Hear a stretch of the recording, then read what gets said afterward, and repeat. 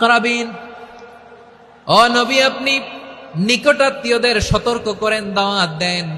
আল্লাহর নবী সাফা পাহাড়ের চূড়ায় চলে গেলেন, ডাক দিলেন, সবাইরে বললেন, ও আমার জ্ঞাতি গোষ্ঠীর লোকেরা, আমি যদি বলি এই পাহাড়ের পেছনে একদল ঘোর সওয়ার তোমাদের উপর আক্রমণ করবার জন্য, অ্যাটাক করার জন্য অপেক্ষা করছে, তোমরা আমার কথা বিশ্বাস করবে নাকি?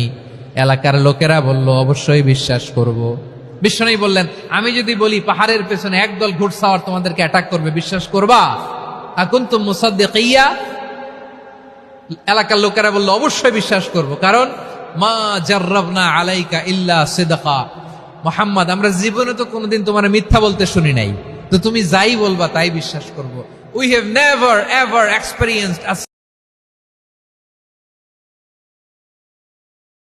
ঝেঁকে বসে, যেটা তৃপ্তির জন্য ঢেকে, সেখানে সাময়িক তৃপ্তির পরিবর্তে তার পরবর্তীতে আযাব, তা নয়, এর পরপরই তার মধ্যে মানসিকভাবে বিষণ্ণতা ছেয়ে আসে, অশান্তি, অস্থিরতা, ডিপ্রেশন এবং খারাপ লাগা কাজ করে।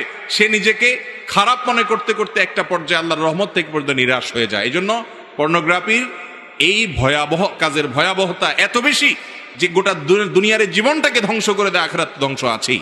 এই জন্য ভাইরা আমার, আগে বুঝতে হবে যে এটা কত ডেঞ্জারাস বিষয়। এটা থেকে বাঁচতে চান, কয়েকটা স্টেপ নেবেন, কয়েকটা পদক্ষেপ নেবেন।